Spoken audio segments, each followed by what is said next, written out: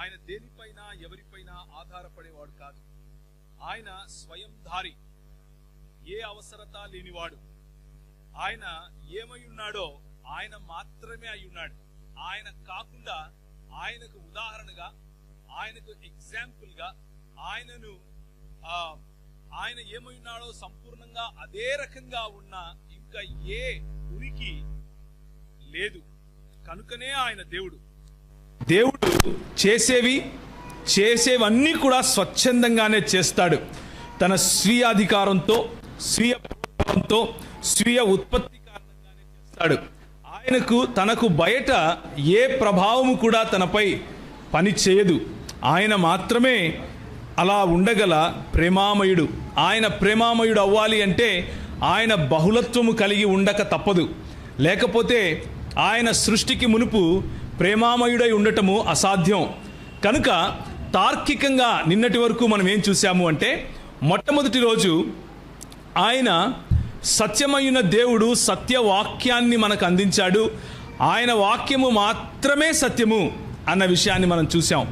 నిన్నటి రోజు సత్యమైన దేవుడు మన మధ్యలో కృపా సత్య సంపూర్ణుడిగా నివాసము చేశాడు, సంచరించాడు, తన డేరాను వేశాడు, తన టెంట్ మన దగ్గర పిచ్ చేశాడు అన్న విధంగా ఆయన మాత్రమే సత్యమని, ఆయన మాత్రమే మార్గమని, ఆయన మాత్రమే జీవమని సత్యమునకున్నటువంటి ఇంకొక రెండవ పెహలు లేకపోతే రెండవ కోణాన్ని మనం చూసాం.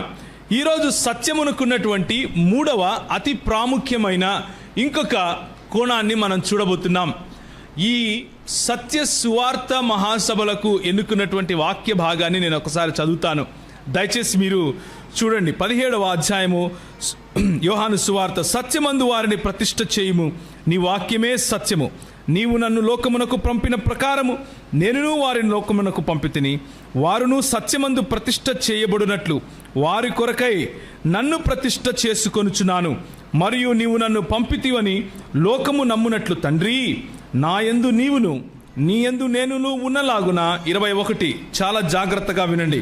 వారును మన యందు ఏకమై ఉండవలెనని వారి కొరకు మాత్రము నేను ప్రార్థించుటలేదు. వారి వాక్యము వలన నాయందు విశ్వాసముంచు వారందరూ ఏకమై ఉండవలెనని వారి కొరకు ప్రార్థించుచున్నాను. మూడవ సత్యం ఏమిటి అంటే, కేవలము సోలా ఎక్లీసియా అంటే కేవలము సంఘము మాత్రమే సత్యమునకు ఆధారం. కేవలము సంఘము మాత్రమే సత్యములో నివసించగలిగినది. సత్య సంఘము కేవలము క్రీస్తు అన్నటువంటి బండపై కట్టింది మాత్రమే అయి ఉంటుంది. అయితే నేను సంఘము అన్నప్పుడు మనకు లోకల్ సంఘాలు గుర్తొస్తూ ఉంటాయి. ప్రకటన గ్రంథంలో మనకు పాత నిబంధన గ్రంథంలో ఉన్నటువంటి దీపపు దిమ్మె ఏదైతే ఉంటుందో దాన్ని గనక చూస్తే ద ల్యాంప్ స్టాండ్ అంటాం కదా, ఒక దిమ్మె ఇలా ఒకటి ఉంటుంది. దానికి 7 వేరు దీపములు ఇలా మనకు కనిపిస్తాయి. కానీ నూతన నిబంధన గ్రంథంలో 7 వేరు దీపపు దిమ్మెలు లేకపోతే దీపపు చువ్వలు అనండి, లేకపోతే అది సరిగ్గా తెలుగులో ఎలా ఉందో నాకు తెలియదు, కానీ ద ల్యాంప్ స్టాండ్స్ సపరేట్గా ఉంటాయి. వాటి మధ్య యేసు ప్రభు దేవునిగా లేకపోతే ప్రభువుగా సంచరిస్తూ ఉన్నట్లుగా మనకు ప్రకటన గ్రంథంలో కనిపిస్తుంది. కాబట్టి మనము దేవుని సంఘమును సార్వత్రిక సంఘముగా చూస్తాం. అలాగే దేవుని సంఘము లోకల్ లేకపోతే స్థానిక సంఘంగా కూడా అర్థం చేసుకుంటాం. అయితే మనలో ఉన్నటువంటి పాప స్వభావం ఎలాంటిది అంటే, ఈ పాప స్వభావం కేవలం లోకంలోనే కాదు, పడిపోయిన సంఘస్థులలో కూడా ఉంటుంది. పడిపోయిన సంఘస్థులు అంటే పడిపోని సంఘస్థులు ఉంటారా అని అడిగారు. ఎవరూ లేరు. ప్రతి ఒక్కరూ పాపములో పడిన వాళ్ళమే, ఏ భేదము లేదు. ప్రతి ఒక్కరూ పాపము చేసి దేవుడు అనుగ్రహించు మహిమకు దూరమైపోయిన వాళ్ళమే. మనం అందరము కూడా యేసు ప్రభువు యొక్క రక్త ప్రోక్షణ క్రిందికి రానంత వరకు మన స్వంత స్వీయ నీతి చేత మనము రక్షింపబడలేము అని తెలుసుకున్నవారం. ఆ రక్షణకు కారణము కేవలము యేసు ప్రభువు ఉచితముగా ఇచ్చినటువంటి రక్షణ అని మనం నిన్న మొన్న చూసుకున్నాం. అయితే మనం అప్పుడప్పుడు ఏం చేస్తుంటాము అంటే, ఇదంతా తెలిసినప్పటికీ మనము స్థానికంగా ఉన్న మన సంఘానికి సార్వత్రిక సంఘానికి మధ్య ఉన్న ఆంతర్యం తేడాను మర్చిపోతూ ఉంటాం. లేకపోతే స్థానికంగా ఉన్న సంఘమే సార్వత్రిక సంఘము అన్నట్లుగా ఆలోచిస్తూ ఉంటాం.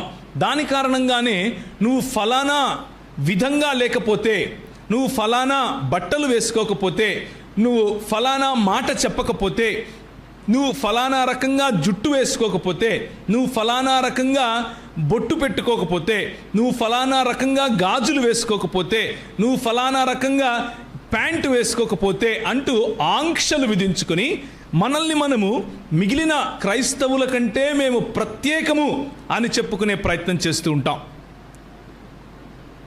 మన ప్రత్యేకత నిజానికి ఏమిటి అంటే, జాగ్రత్తగా వినండి, ఇది కొంచెం రెవల్యూషనరీగా ఉంటుంది మీకు అర్థం చేసుకోవటానికి, కానీ ఇదే నిజం.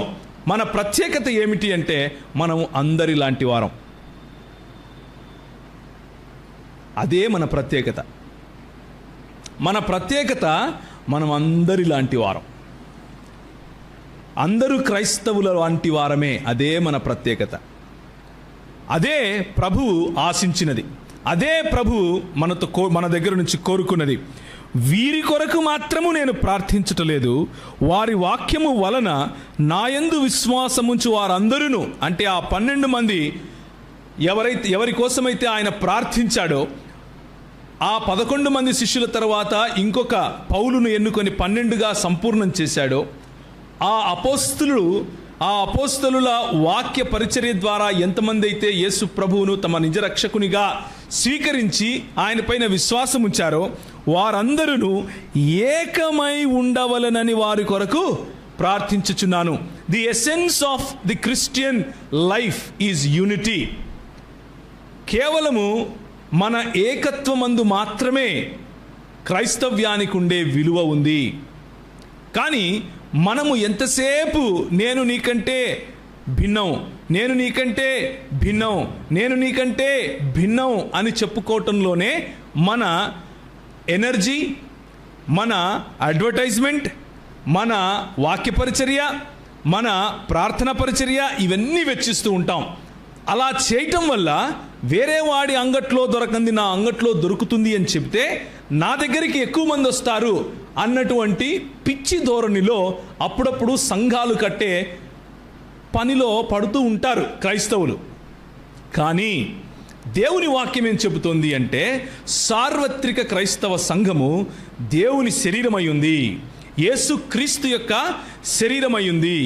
ఆ దేవుడు, త్రిత్వమై ఉన్న ఆ దేవుడు తండ్రి కుమార పరిశుద్ధాత్మలుగా సృష్టికి ముందు నుంచి ఏ విధంగా అయితే సహవాసములో ఉన్నారో, they existed as a community, ఒక సహవాసముగా వాళ్ళ ఉనికిని చాటుకున్నారో, ఏ ఒక్కరిని తక్కువ చేసి మాట్లాడకుండా ఉంటారో, ప్రతి ఒక్కరూ కుమారుడు తండ్రిని గణపరచటం, తండ్రి కుమారుణ్ణి గణపరచటం, పరిశుద్ధాత్ముడు తండ్రిని కుమారుణ్ణి గణపరచటం, తండ్రి కుమారులు కలిసి పరిశుద్ధాత్మకు పెద్ద పీట వేయటం, ప్రతి ఒక్క క్షణములోనూ బైబిలులో ఏ వచనం తీసుకున్నా తండ్రి కుమార పరిశుద్ధాత్మల ప్రమేయం లేకుండా, తండ్రి కుమార పరిశుద్ధాత్మలలో ఏదో ఒకరికే ప్రాధాన్యతనిస్తూ, తండ్రి కుమార పరిశుద్ధాత్మలలో ఏదో ఒకరికి తక్కువ ప్రాధాన్యతనిస్తూ ఏ వచనము కనపడదు. ఇది క్రైస్తవ దృక్పథం. నన్ను పోలినట్లు మీరు ఉండండి అని చెప్పిన మన ప్రభువు మొట్టమొదటిగా సత్యములో మనల్ని స్థిరపరిచినప్పుడు చెప్పిన మాట ఏమిటి అంటే, ఎప్పుడు సత్యములో స్థిరపడతారు అని ఆయన ఆశిస్తున్నాడు అంటే, మనము ఏకమై ఉన్నప్పుడు. ఏకమై ఉన్నప్పుడు అనగానే మనకు ఒక్కొక్కసారి యూనిఫార్మిటీ అన్నటువంటి ఐడియా వస్తుంది. అంటే ఏకత్వము అనగానే అందరూ ఒకే రకంగా బట్టలు వేసుకోవాలి, అందరూ ఒకే రకంగా గడ్డాలు పెంచుకోవాలి, అందరూ ఒకే రకంగా టోపీలు పెట్టుకోవాలి, లేకపోతే అందరూ ఒకే రకంగా కోట్లు వేసుకోవాలి అంటూ ఒక యూనిఫామ్ కోడ్ పెట్టుకొని దాని ద్వారా ఏకత్వము చాటుకునే ప్రయత్నం చేస్తున్నాము అంటే అది మతము. అది మతము. క్రైస్తవ దృక్పథం ఏమిటి అంటే, మనల్ని ప్రభువు దేవుడు తన స్వరూపమందు తన పోలిక చొప్పున మనలో ప్రతి ఒక్కరిని చేశాడు అన్నది ఎంత నిజమో, ఎంత వాస్తవమో, మనలో ప్రతి ఒక్కరు కూడా మనల్ని పోలిన ఇంకొక వ్యక్తి ఉండటానికి లేకుండా ఆయన చేశాడు అన్నది కూడా అంతే వాస్తవం. నువ్వేమై ఉన్నావో అది నువ్వు మాత్రమే. నిన్ను పోలి ఇంకొకడు ఉండడు. మానవత్వములో మనందరము మానవులమే, కానీ ఇండివిజువల్ వ్యక్తిగా నీవు separate. You are a unique person. నువ్వు చాలా భిన్నమైనటువంటి వ్యక్తివి. అయినప్పటికీ మానవులముగా మనందరము ఒకటే. దీన్నే క్వింటెసెన్స్ లేక భిన్నత్వంలో ఏకత్వం అని చెప్తూ ఉంటాం. ఈ మాట రావటానికి బైబిలులో ఉన్నటువంటి దృక్పథము తప్ప ఇక వేరే ఏ మతములోనూ ఈ దృక్పథం రావడానికి వీలేదు. ఎందుకు అంటే సర్వమానవ సౌభ్రాతృత్వం నేర్పించేది బైబిలు. సర్వమానవ సౌభ్రాతృత్వం మాత్రమే కాదు, వారిలో ఉన్న ప్రతి ఒక్క ఇండివిజువల్ వ్యక్తికి ఉన్నటువంటి యునీక్నెస్ను నేర్పించేది బైబిలు. ఎందుకు అంటే మన దేవుడు యునీక్. మన దేవుని పోలిన వాడు ఇంకొకడు లేడు. అందుకే ద్వితీయోపదేశకాండం 6:4 మనం చదువుతాం, ఇష్మా ఇస్రాయేల్ యాహ్వే ఎలోహిను యాహ్వే ఏహాద్ అని చదువుతాం. అంటే ఇశ్రాయేలు వినుము, మన దేవుడైన లేకపోతే నీ దేవుడైన యెహోవా అద్వితీయుడగు యెహోవా. అద్వితీయుడు అంటే ఆయనను పోలినవాడు ఇంకొకడు లేడు అని, ఆయన వంటివాడు ఇంకొకడు లేడు అని, ఆయనకు ఏ ఉదాహరణ లేదు అని, ఆయనను చూపించటానికి సృష్టిలో అక్కడక్కడ గుణలక్షణాలు కనిపించచ్చు కానీ ఆయనను పోలిన వంటి సృష్టి కానీ, ఆయనను పోలిన వంటి సృష్టికర్త కానీ, ఆయనను పోలిన వంటి ఇంకేదీ లేదు అని చెప్పడానికే ఆ మాట మనం చూస్తాం. కాబట్టి డోంట్ లూజ్ దిస్ ఫెలోషిప్. తండ్రి కుమార పరిశుద్ధాత్మలుగా ఒక కమ్యూనిటీగా మన దేవుడు ఏ విధంగా అయితే పురాతన కాలము నుంచి శాశ్వత కాలము లేకపోతే టైం, స్పేస్ అండ్ మ్యాటర్కు పైన ఆయన తన ఉనికిని చాటుకున్నాడో, అదేవిధంగా టైం, స్పేస్ అండ్ మ్యాటర్ లోపల అంటే పదార్థము, సమయము మరియు ప్రదేశము లోపల మనలను మన ఐక్యత ద్వారా ఆయన యొక్క వ్యక్తిత్వాన్ని ఆయన చాటాలనుకున్నాడు. అదే సంఘము అంటే. కనుక ఒకసారి చదువుతారా హెబ్రీయులకు రాసిన పత్రిక, కొందరు మానుకొనుచున్నట్లుగా సమాజముగా కూడుట మానక ఒకరినొకడు హెచ్చరించుచు అంటూ 24 వచ్చిన 10వ అధ్యాయంలో మనం చూస్తాం. అది జాగ్రత్తగా మీరు గుర్తుంచుకోవాలి. మనము ఎప్పటికీ మానకూడదు. ఒకరికి ఒకరము కలవటము, సమాజముగా కూడుకొనటం మానటానికి వీలు లేదు. దీన్నే అలా చేసినప్పుడు మనము సత్యములో ప్రతిష్ఠింపబడుతున్నట్లుగా, ఆయన శరీరములో ప్రతిష్ఠింపబడుతున్నట్లుగా, ఆ ప్రతిష్టలో మనం కొనసాగుతూ ఉన్నట్లుగా అర్థమవుతుంది. అంతేకాని నేను గొప్ప, నీకంటే నేను గొప్ప అని అనుకునేవాడు, నీకంటే నీ సంఘం కంటే నా సంఘం గొప్ప అని అనుకునేవాడు, నీకంటే నేను శ్రేష్టం అని అనుకునేవాడు క్రీస్తుకు సంబంధించిన వాడు కాదు అని జాగ్రత్తగా వినండి. క్రీస్తుకు సంబంధించిన వాడు ఏమవుతాడు అంటే తనకంటే గొప్ప అని అనుకోకుండా, తనకంటే నిమ్నులైనా సరే వారి దగ్గరికి వెళ్ళి వారికి పరిచారకుడుగా ఉంటాడు. అది క్రీస్తు నేర్పించినటువంటి బోధ. అది క్రీస్తు యొక్క సంఘములో ఉండవలసినటువంటి ఆనవాలు.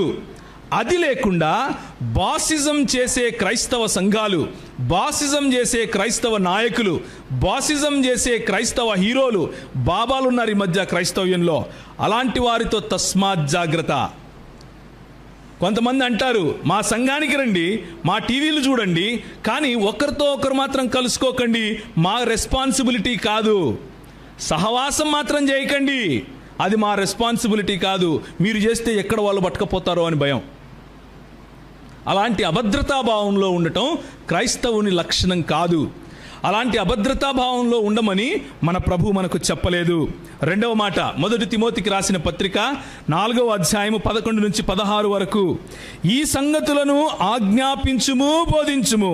నీ యవనమును బట్టి ఎవడును నిన్ను తృణీకరింపనీయకము గాని మాటలోను, ప్రవర్తనలోను, ప్రేమలోను, విశ్వాసములోను, పవిత్రతలోను విశ్వాసులకు మాదిరిగా ఉండుము. ఎవరికి మాదిరిగా ఉండాలంట? విశ్వాసులకు మాదిరిగా ఉండాలి. ఏ విశ్వాసులకు? పరిపక్వత చెందినటువంటి విశ్వాసుల మధ్యలో యవనులుగా ఉన్నటువంటి మీరు వాళ్లకు మాదిరిగా ఉండాలి. ఏ విషయంలో? మాటలో, ప్రవర్తనలో, ప్రేమలో, విశ్వాసములో, పవిత్రతలో. 5 విషయాలు చెప్పాడు. ఇప్పుడు మనకు సమయం లేదు. ఇవన్నీ కలిపితే ఒక మాటలో చెప్పాలి అంటే your character decides whether you belong to his body or not. ఆయన శరీరానికి నువ్వు చెందినవాడివా లేదా అని నీ క్యారెక్టర్ చెప్తుంది. నేను ఆ శరీరానికి సంబంధించిన వాడిని అని చెప్పి సాటి శరీర అవయవాన్ని దూషిస్తూ, సాటి శరీర అవయవాన్ని నిందిస్తూ, కించపరుస్తూ, వాడు నరకానికి పోతాడు, వీడు నరకానికి పోతాడు, వీడిట్లాంటోడు, వాడిట్లాంటోడు అని పేర్లు పెట్టే పరిచర్య చేస్తూ ఉన్నావు అంటే అదే నీ పరిచర్య అయితే నీ పిలుపు ప్రభువు దగ్గర నుంచి వచ్చిందో లేదో అని చూసుకునే బాధ్యత కూడా నీదే.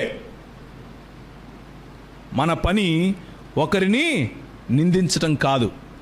క్రైస్తవ సంఘ నాయకులకు, క్రైస్తవ సంఘ ప్రతినిధులకు, క్రైస్తవ సంఘంలో ఉన్నటువంటి క్రైస్తవులకు క్యారెక్టర్ ఇంపార్టెంట్. నీకెంత వాక్యం వచ్చు కాదు, నువ్వెంత గట్టిగా అరిసి హల్లెలూయా చెప్తావు కాదు, నువ్వెంతమందిని టచ్ అని పడేస్తావు అన్నది ఎవడు పట్టించుకోడు. నీ క్యారెక్టర్ ఏంటి అని పట్టించుకుంటారు. నీ మాట ఎలా ఉంది అని పట్టించుకుంటారు. నువ్వు ప్రేమ, నీ విశ్వాసము, నీ అణకువ, నీ తగ్గింపుదనం ఎలా ఉంది అని పట్టించుకుంటారు. జాగ్రత్త. నీ అభివృద్ధిని అందరికీ తేటగా కనబడు నిమిత్తము వీటిని ఏం చేయాలంట? మనస్కరించుము. వీటి యందే సాధకము చేయుము.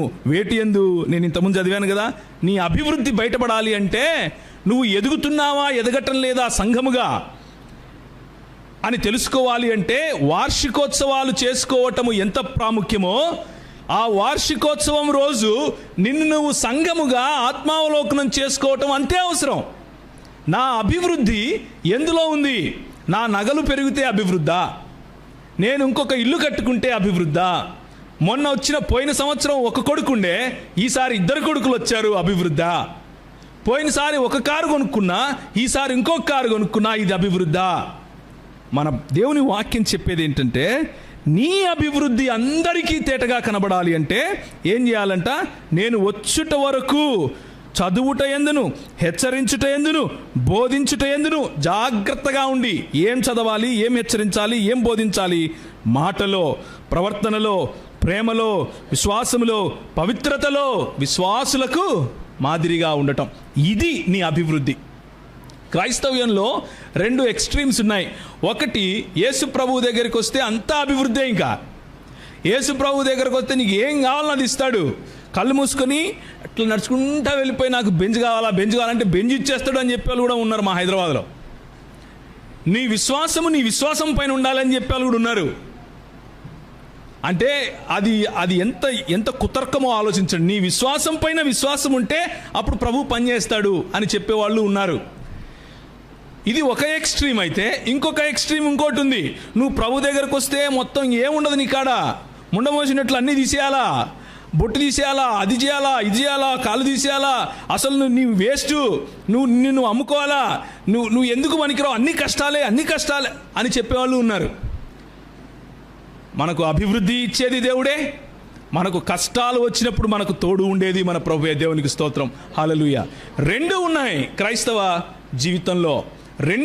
ఆ 2 వేరు స్థాయిలు, ఆ 2 వేరు పరిస్థితులు, ఆ 2 వేరు సిచ్యువేషన్స్. కానీ మన ప్రభు మాత్రం మారడు. అక్కడ మన ప్రభువే, ఇక్కడ మన ప్రభువే. యోబు అంటాడు, ఇచ్చింది నువ్వు, తీసుకునేది నువ్వు, మధ్యలో నాదేంటి, నో ప్రాబ్లం. హబక్కూకు అంటాడు, అంజూరపు చెట్లు ఫలించినా ఒకటే, ఫలించకపోయినా ఒకటే, నో ప్రాబ్లం. నేను ఆనందించేది మాత్రం యెహోవా యందు నేను ఆనందిస్తాను. ఇది క్రైస్తవ జీవితం. అది క్యారెక్టర్. దాన్ని క్యారెక్టర్ అంటారు. ఇచ్చినప్పుడు నాయన, ఇయ్యకపోతే నాయన కాదు అనేవాడి క్యారెక్టర్లెస్ ఫెలో అంటారు. అర్థమవుతుందా మీకు నేను చెప్పేది? మీ నాయన చాక్లెట్ ఇస్తే నాయనా అని దగ్గరికి పోయి చాక్లెట్ ఇకపోతే ఆ పక్కింటోని నాయన అంటే వాడు క్యారెక్టర్లెస్ ఫెలో అంటారు. ఇవ్వడము ఇవ్వకపోవడము పైన నాయనకే హక్కు ఉంది. ఆ విషయాన్ని జాగ్రత్తగా జ్ఞాపకం ఉంచుకోండి. దాన్నే క్యారెక్టర్ అంటారు. మొట్టమొదటిది ఏమని చెప్పాను? సహవాసము మర్చిపోవద్దు. రెండవది క్యారెక్టర్ మర్చిపోవద్దు. మూడవది దేవుని వాక్యము మర్చిపోవద్దు. దేవుని వాక్యాన్ని మర్చిపోవద్దు. నీ క్యారెక్టర్, నీ ఎదుగుదలకు దేవుని వాక్యము యొక్క ప్రకటన ఎంత ప్రాముఖ్యమో, దేవుని వాక్యాన్ని ప్రకటించడం ఎంత ప్రాముఖ్యమో, దేవుని వాక్యాన్ని మననము చేయటం అంతే ప్రాముఖ్యం. దేవుని వాక్యాన్ని ధ్యానించడం అంతే ప్రాముఖ్యం. దేవుని వాక్యాన్ని చదవటము అంతే ప్రాముఖ్యం. దేవుని వాక్యాన్ని వాళ్ళు అంటారు, ద్వితీయోపదేశకాండం 6వ అధ్యాయంలో, ఈ వాక్యము నీ నొసటలకు బాసికల్లాగా కట్టుకోవాలి. ఎట్లా కట్టుకోవాలంట? పెండిళ్ళకు కట్టుకుంటారే, ఇక్కడ కట్టుకుంటారు, అట్లా కట్టుకొని తిరగాలి. ఇది అంటే అర్థం ఏంటి? ఇప్పుడు కట్టుకోండి మీరు పోయానా? నా ఉద్దేశం అది కాదు. వాళ్ళు అట్లా చేశారు. ఎవరు? పరిసయ్యులు. నేననేది ఏంటంటే, నీ బాసికములాగా, ఇక్కడ నీ గుర్తులాగా, నువ్వు ఏదైతే బొట్టు పెట్టుకుంటారు కదా మన సహోదరులు, ఆ బొట్టులాగా, ఆ గుర్తింపులాగా నీకు వాక్యం ఉండాలి. ఆ బొట్టులాగా నీకు వాక్యం ఉండాలి. నువ్వు నడుస్తూ ఉంటే నీ ముఖం మీద వాక్యం కనిపించాలి. వాక్యంలో ఉన్న ప్రేమ కనిపించాలి. వాక్యంలో ఉన్న దయాళుత్వం కనిపించాలి. వాక్యంలో ఉన్న దీర్ఘశాంతం కనిపించాలి. వాక్యంలో ఉన్న యేసును పోలిన జీవితం కనిపించాలి. నువ్వు నవ్వితే వాక్యం కనిపించాలి. నువ్వు క్రోధిస్తే వాక్యం కనిపించాలి. నీ రోషంలో వాక్యం కనిపించాలి. నీ హావభావాల్లో వాక్యం కనిపించాలి. అది వాక్యము కేవలము ప్రకటిస్తే రాదు. వాక్యం కేవలము ఇంట్లో కూర్చొని చదువుకుంటే ఈరోజు క్యాలెండర్లో ఉండేది రాదు. వాక్యాన్ని మననిస్తే వస్తుంది. వాక్యాన్ని ధ్యానిస్తే వస్తుంది. వాక్యాన్ని కంఠత చేస్తే వస్తుంది. వాక్యానుసారంగా జీవిస్తే వస్తుంది. జాగ్రత్తగా గుర్తుంచుకోవాలి. మన సంఘము ఎటువైపుకు వెళుతోంది అన్న గనక ఆలోచిస్తే, మన సంఘము ఎటువైపుకు వెళ్ళాలి అన్నది కూడా ఆలోచిస్తాం. ఎటువైపుకు వెళ్ళాలి అని ఆలోచిస్తే, నేను ఏమై ఉన్నాను క్రీస్తులో అన్నది గుర్తు చేసుకుంటావు. నువ్వు వాక్యంలో గనక బలపడితే, క్రీస్తులో నా పరిస్థితి ఏమిటి, క్రీస్తులో నా గుర్తింపు ఏమిటి అన్న విషయం గుర్తు చేసుకుంటావు. జాగ్రత్తగా నిన్ను నువ్వు కాపాడుకుంటావు. నీ తోటి సహోదరుని క్రింద పడటం కాకుండా పట్టుకొని ఎత్తుకోవటం ప్రారంభిస్తావు. 2వ కొరింథీయులకు రాసిన పత్రిక 10వ అధ్యాయము 3-8 వరకు, మేము శరీరధారులమై నడుచుకొనుచున్న ప్రకారము యుద్ధము చేయము. మా యుద్ధోపకరణములు శరీర సంబంధమైనవి కావు గాని దేవుని ఎదుట దుర్గములను పడద్రోయ జాలినంత బలము కలవై ఉన్నవి. మేము వితర్కములను, దేవుని గూర్చిన జ్ఞానమును అడ్డగించు ప్రతి ఆటంకమును పడద్రోసి ప్రతి ఆలోచనను క్రీస్తుకు లోబడినట్లు చెరపట్టి, మీరు సంపూర్ణ విధేయతను కనపరచినప్పుడు సమస్తమైన అవిధేయతకు ప్రతిదండన చేయ సిద్ధపడి ఉన్నాము అని చెప్పి 8వ వచనంలో, పడద్రోయుటకు కాక మిమ్మును కట్టుటకే ప్రభు మాకు అనుగ్రహించిన అధికారమును గూర్చి నేను ఒకవేళ కొంచెము అధికముగా అతిశయపడినను నేను సిగ్గుపరచబడను. తర్వాత వచ్చే పాయింట్ ఏంటంటే, నువ్వు ఎవరై ఉన్నావు క్రీస్తులో అన్నది తెలుసుకుంటే నీకు క్రీస్తులో ఉన్న అధికారం ఏమిటో తెలుస్తుంది. మొట్టమొదటి దినం ఆదివారం ఉదయం నేను అధికారం యొక్క కోల్పోవడం గురించి మాట్లాడాను. అధికారాన్ని తిరిగి సంపాదించుకునడం గురించి మాట్లాడాను. అధికారం తిరిగి సంపాదించుకున్న తర్వాత మనం ఇప్పుడు అధికారము సంపాదించుకున్నది పడద్రోయుటకు కాదు, సమకూర్చుటకు సంపాదించుకున్నాం. మనము నిలబెట్టడానికి, కట్టడానికి సంపాదించుకున్నాం. అయితే ఈ అధికారంతో పడద్రోయాల్సిన పని కూడా ఉంది. ఏంటి పడద్రోయాలి? దేవుని గూర్చిన జ్ఞానమును అడ్డగించు ప్రతి ఆటంకమును పడద్రోయాలి. ఇది సంఘము యొక్క బాధ్యత. దేవునికి స్తోత్రం, హల్లెలూయా.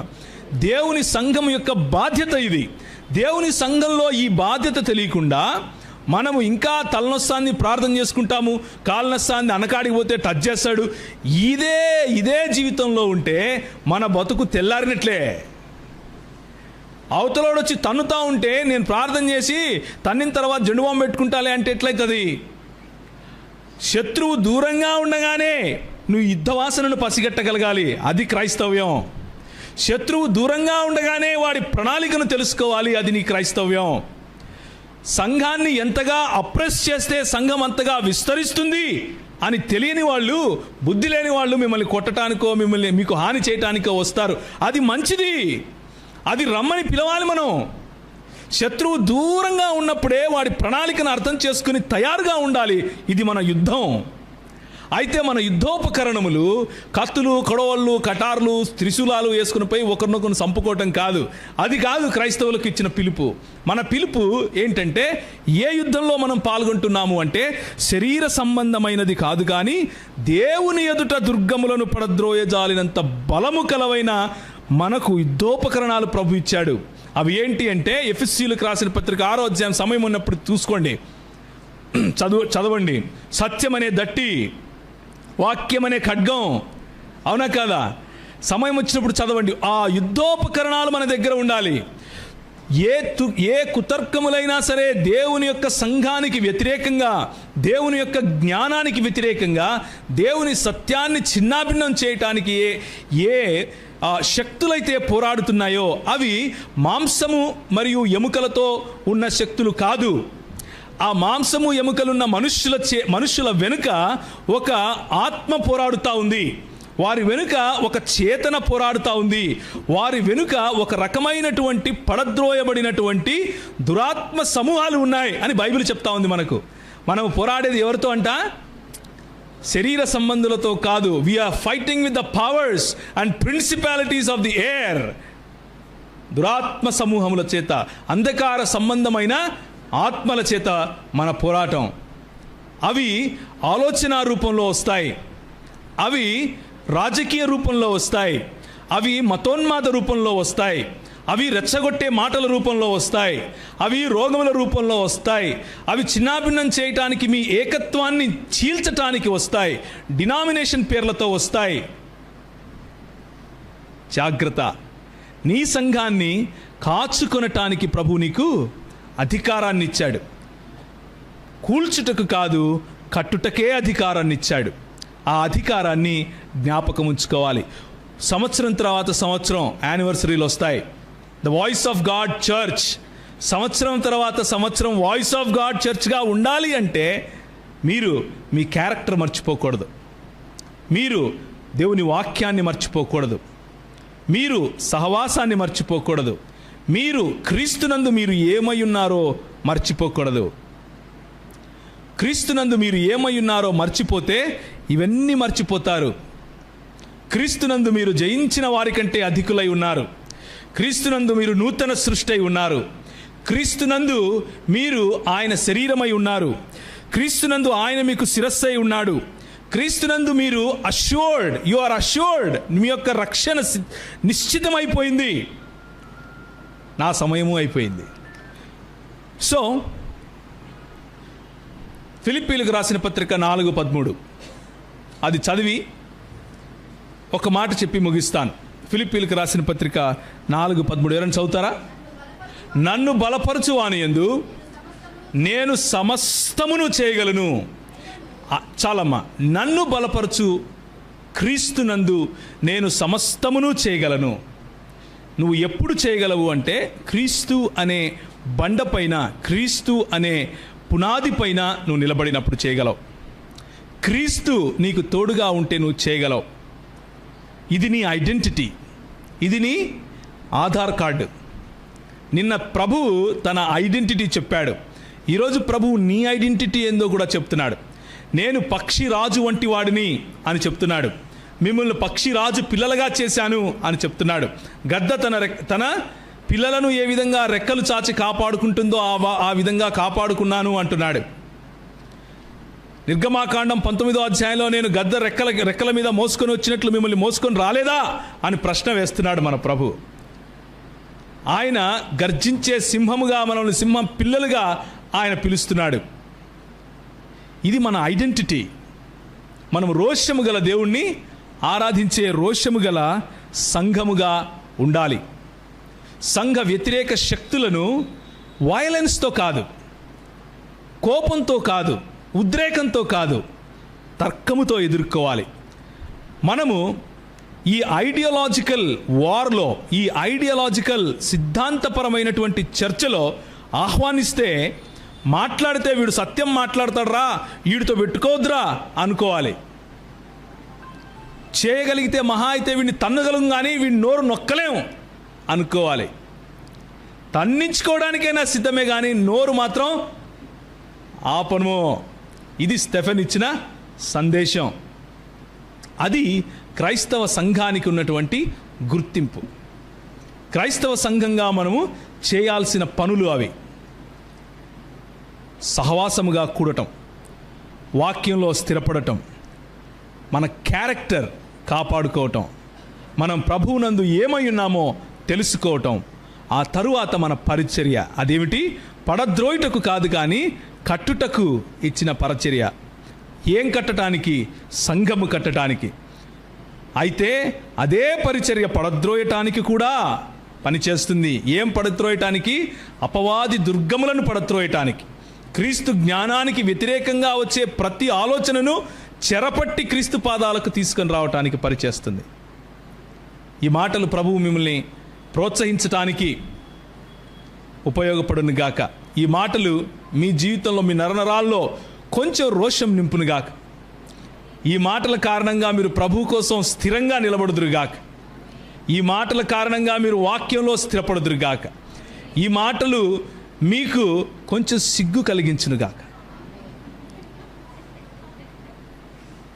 తలలు వంచుకుంటే ప్రార్థన చేసుకుందాం.